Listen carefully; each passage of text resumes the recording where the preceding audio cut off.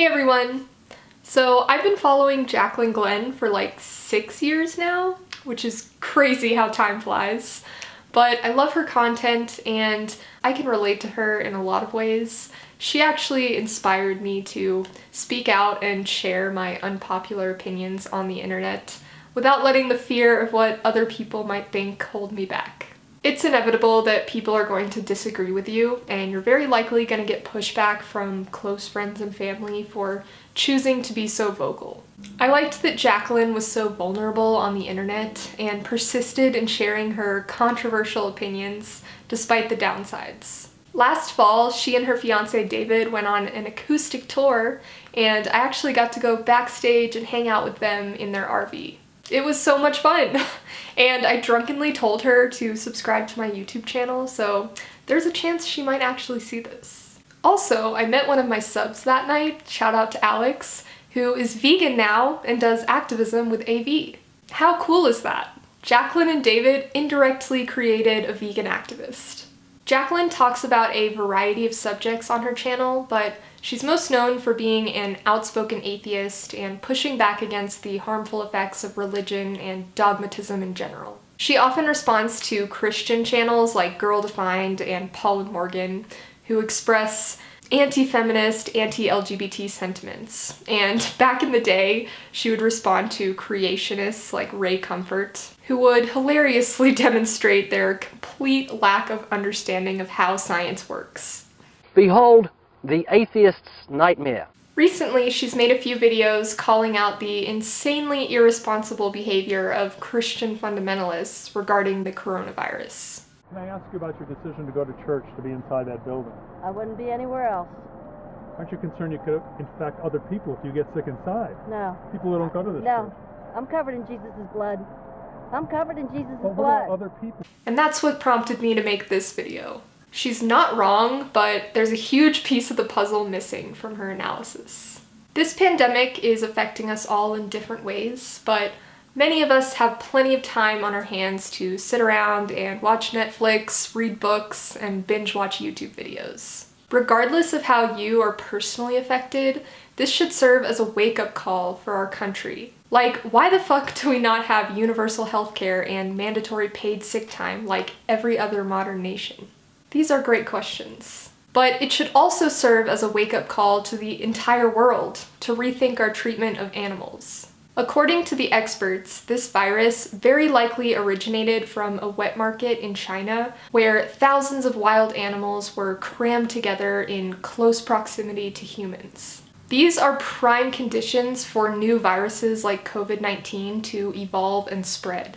Jane Goodall has come out and said that it was our disrespect for animals that caused this pandemic, and she's not wrong. The new coronavirus started in the Chinese city of Wuhan, and similar to the SARS virus from 2003, is strongly thought to have originated from a meat market, where wild animals are also traded. It is therefore a zoonotic disease, meaning that it is a disease that is spread from non-human animals to humans. Consequently, many people are now blaming Chinese culture for this new pandemic, outraged that people in China eat animals such as bats and pangolins. However, outbreaks of zoonotic diseases have happened before in many places around the world. And so, is there a bigger issue at play here? Now, undeniably, the trading of wild animals and poor regulations and standards for trading animals increases the likelihood of zoonotic diseases occurring. But to understand whether or not something like this could happen again, or anywhere else in the world, we need to look to the past and see the origins of other zoonotic diseases. The Centers for Disease Control and Prevention warns that 3 out of 4 new or emerging infectious diseases in people come from animals. And the World Health Organization, the Food and Agricultural Organization of the United Nations, and World Organization for Animal Health have previously stated that increased demand for animal protein is one of the main risk factors of a pandemic. There are many ways in which the exploitation of animals leads to the emergence of new diseases. For one, being in close contact with animals puts us at risk of contracting zoonotic diseases such as Ebola, swine flu, and COVID-19. Second, Animal agriculture is the leading cause of antibiotic resistance because 80% of antibiotics sold in this country are given to livestock. In the near future, we could have people dying from bacterial infections that are easily treatable today. Third, there's the link between animal agriculture and climate change. Animal agriculture is responsible for 15% of global emissions, more than the entire transportation sector, and 90% of Amazon destruction. As you all know, trees are important for sequestering carbon, and if we burn down the rainforest to make room for cattle, we're releasing carbon into the atmosphere. Climate scientists have warned us that melting permafrost due to the increase in global temperatures could release ancient viruses that we have no immunity to. That is truly horrifying. Another connection between animal agriculture and this current crisis we're facing is the fact that animal product consumption is linked to diabetes, heart disease, and cancer, which all put people at a greater risk of dying from COVID-19. Heart disease, our number one killer, is caused by consuming high amounts of saturated fat and cholesterol, which are predominantly found in meat, dairy, and eggs. Processed meat is categorized as a Class 1 carcinogen by the World Health Organization, meaning it is known to cause colorectal cancer.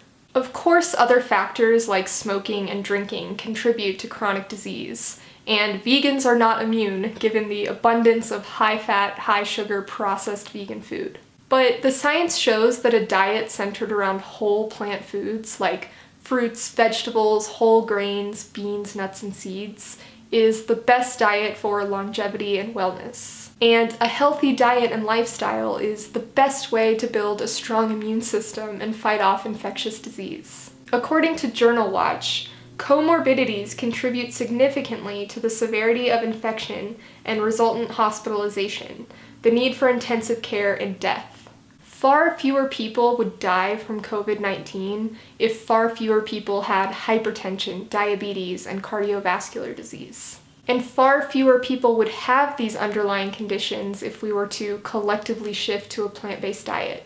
It is the official position of the Academy of Nutrition Dietetics, the largest body of nutrition professionals in the world, that a well-balanced vegan diet is nutritionally adequate, suitable for humans at all stages of life, including athletes, and reduces the risk for chronic disease. Keep in mind that it took 50 years for the public to catch up with the science that tobacco smoke causes lung cancer due to industry propaganda. As illustrated in the book Merchants of Doubt, how a handful of scientists obscured the truth on issues from tobacco smoke to global warming. All they had to do was create doubt in the minds of the public and make the science seem unclear.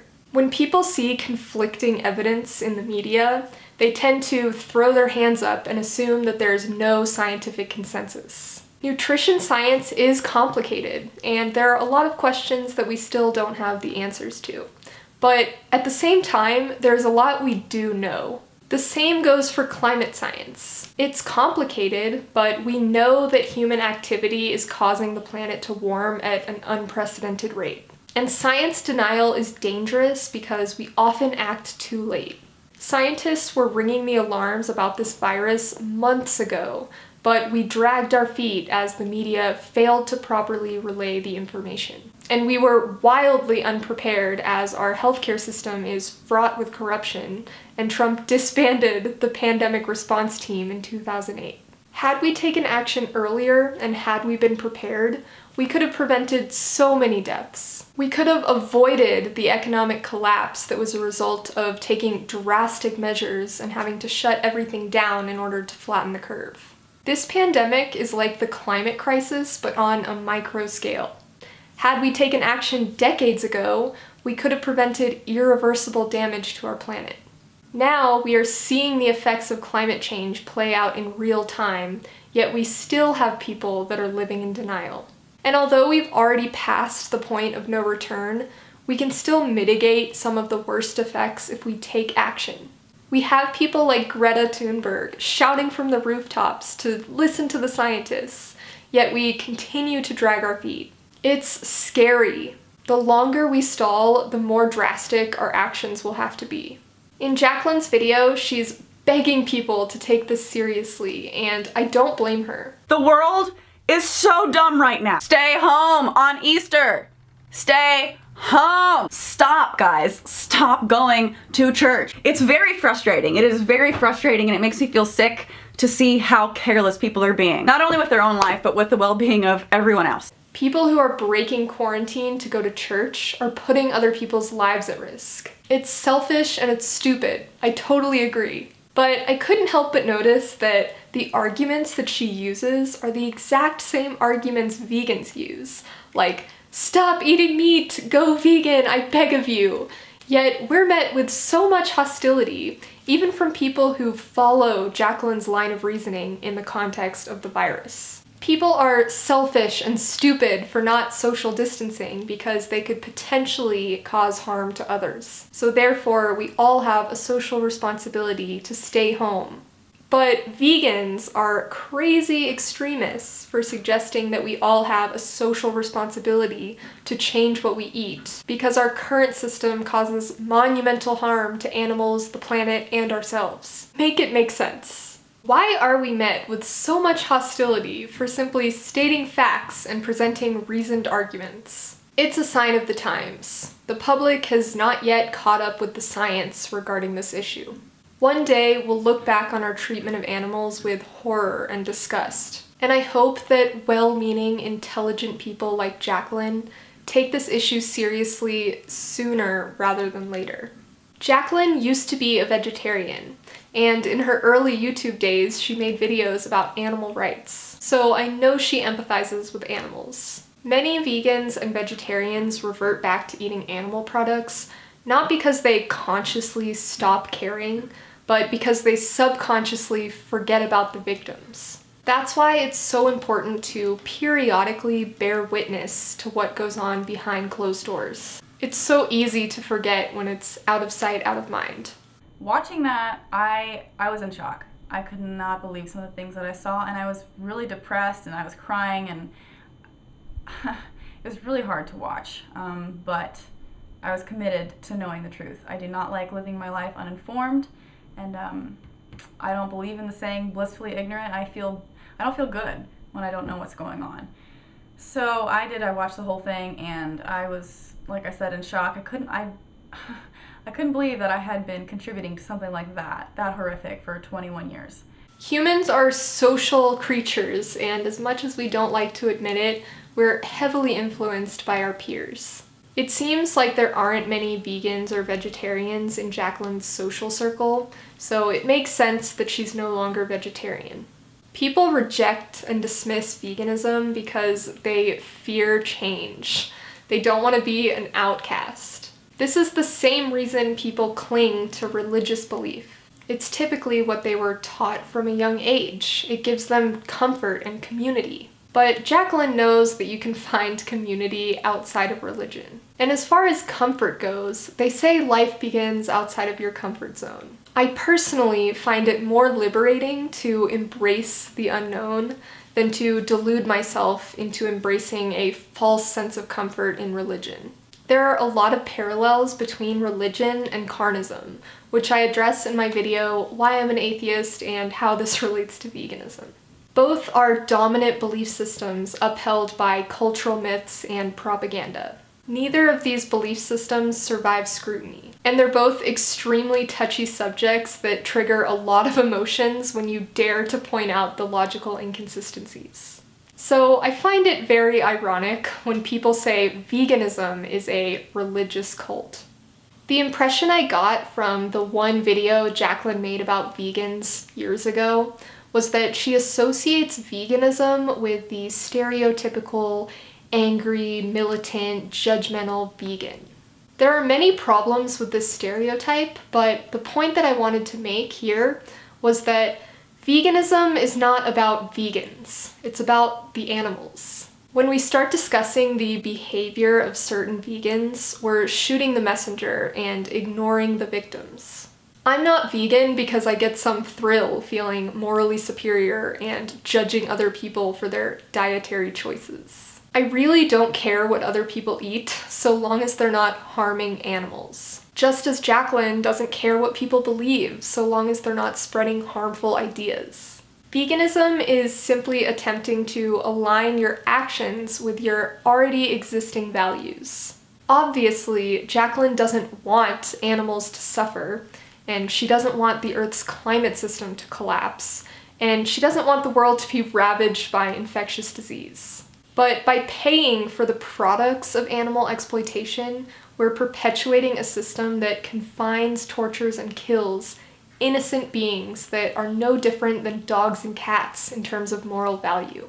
By eating meat, dairy, and eggs instead of plant-based alternatives, we're destroying the environment and putting ourselves at risk for another pandemic. As long as we exploit others, we increase our risk of these things happening again. How many more have to die? How many more viruses does there need to be? How many more need to suffer? And at what point does enough become enough? As we all find ourselves united under the same global crisis, on opposite sides of the world, but dealing with the same threat, can we use this time to reflect on our actions, how we've consumed, how we've lived, how we've eaten? The whole world is coming together during this crisis. People are showing how much strength we all have together in unity. People singing from their balconies, isolated, but not alone. It is times like these where we see the beauty of our species and the interconnectedness of all life. We share this planet together as a species, but also among others as well. Let us use this crisis to learn from our mistakes. Let us learn to treat everyone who lives here with respect, and to also respect the planet itself.